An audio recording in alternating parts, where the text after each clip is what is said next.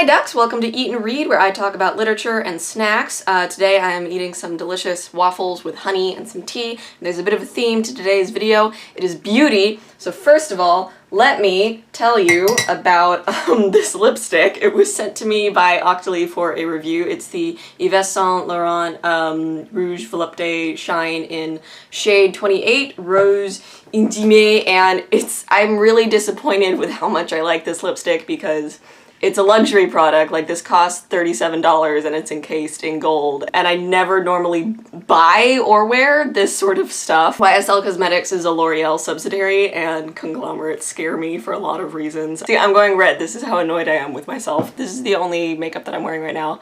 It's so pigmented that I can't do a full swipe. I have to like dab it on. The big boast for this is that it has a lot of natural oils and lasts up to 8 hours, which I can attest to, but both of those things are also true for a lot of things that you can find at the drugstore. Enough of that, let's see if it stays on as I eat this waffle. First up is fiction. This is Little Black Dresses, Little White Lies by Laura Stampler, and it was sent to me by the publisher. It's cute. I don't read a lot of young adult fiction, but this book, I thought the premise was interesting. It's about a girl who lies her way into an internship at a teen fashion magazine as the relationship romance advice columnist, even though she's barely even had a first kiss. Mayhem ensues, straight nuts and bolts. The pacing was really slow in the beginning, then really great in the middle, and then really, really rushed at the ending, and I didn't like the conclusion of this. It was not satisfying at all, and it fulfilled a lot of the tropes that I don't like seeing in young adult fiction. Like, the main conflict revolves around the girl's relationship with her best friend, but the best friend is like completely absent from the ending and she just hangs out with a boy instead. The middle part of the book was very snarky and satisfying when she's working at the fashion magazine, and it reminded me of why I do like reading some young adult fiction books, like Meg Cabot and stuff. This reminded me of the Runaway series a little bit by Meg Cabot. And this is just a pet peeve of mine, but I think it's a bit weird when fiction books use brands and like media references from the real world. Like, there's a lot of, oh, we're gonna go get Starbucks and Jamba Juice, and there's a lot of Taylor Swift lyrics in here also, which is amazing because Taylor Swift has like a super tight copyright thing. In a book like this, all of those references feel a bit like pandering to me, but it did allow for this amazing, stupendous exchange between the main girl and a bratty boy that she's going on a date with. The atmosphere of the actual fashion magazine is very realistic, and it made sense learning that the author worked at a bunch of publications, like, yep, digital journalism, online marketing, you know, all of those branding strategies and stuff, except for the editor character, who definitely committed a bunch of human resources violations and should have been fired. That was another part that was unsatisfying about the ending. I would have liked the book to be more about like the main girl's career as a writer and her relationship with her best friend, and less about boys. I think my favorite character was the lesbian fashion blogger, and I wish there was a whole book about her. She was great. On the totally opposite side of the spectrum for nonfiction, we have Survival of the Prettiest by Nancy Etkoff. This is a very heavily researched book on the science of beauty, what humans find attractive. She analyzes science experiments and research findings and a lot of anthropological studies.